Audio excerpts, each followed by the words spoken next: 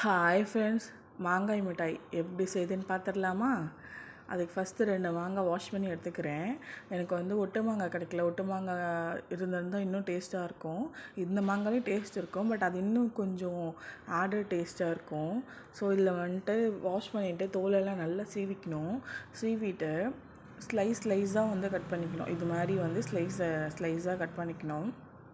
Cut பண்ணிவிட்டு 2 மாங்காயுமே நான் cut பண்ணிவிட்டு ஒரு பாத்திரத்தில் வந்து தண்ணி ஊற்றி மாங்காய் போட்டு ஒரு 3 to 5 மினிட்ஸ் வந்து பாயில் பண்ணணும். சீக்கிரமாகவே அது வெந்துடும். அடிக்கடி செக் பண்ணிகிட்டே இருக்கணும்.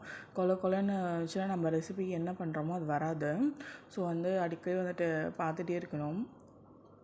பார்த்துட்டு கரெக்டான பக்குவம் வந்ததுக்கப்புறம் அது வந்து எப்படி கண்டுபிடிக்கணும்னா, ஒரு ஸ்பூன் வச்சு நான் வந்து இது பண்ணுறேன். ரொம்ப குழையில, பட் அழகாக கீழே அந்த மாங்காயில் இறங்குது. அது மாதிரி இருக்கணும். அப்புறம் ஆற விட்டுட்டு வேறு பாத்திரத்தில் வந்து எடுத்து வைக்கணும். லைட்டாக தண்ணி இருந்துச்சுன்னா அப்படியே கையிலே இது பண்ணிக்கோங்க. ஆறும் போது இது வடிஞ்சிருக்கும் தண்ணியெல்லாம்.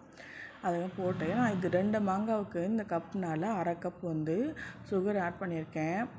நீங்கள் வேணும்னா 3/4 கப்பு கூட போட்டுக்கலாம். பட் எனக்கு வந்து 1/2 கப் போதுங்கிறதுனால நான் அதை மட்டும் எடுத்திருக்கேன். போட்டு வந்து ஸ்பூனோ இல்லை கையோட பசியாதீங்க. ஜஸ்ட்டு வந்து இப்படி ஷேக் பண்ணாவே போதும். எல்லா இடத்துலையும் பட்டுரும். அண்ட் வந்து க்ளோஸ் பண்ணி வச்சுருங்க. 2 days இப்படியே விட்டுருங்க. இல்லை 1 டேயில் கூட எடுத்து காய வச்சிடலாம். காய வைக்கும் போது சேர்த்து வைக்கக்கூடாது. கொஞ்சம் செப்ரேட்டாக தனித்தனியாக எடுத்து காய வைக்கணும். நல்லா வெயில் டைமில் வச்சிங்கன்னா தான் கொஞ்சம் சீக்கிரத்தில் இதுவாகும். எனக்கு வந்து நான் ஸ்டார்ட் பண்ணும்போது ஆஃப்டர்நூன் ஆகிடுச்சா, ஸோ அதனால் ஈவினிங்காக வெயில் ஃபஸ்ட் டே அடிக்கல.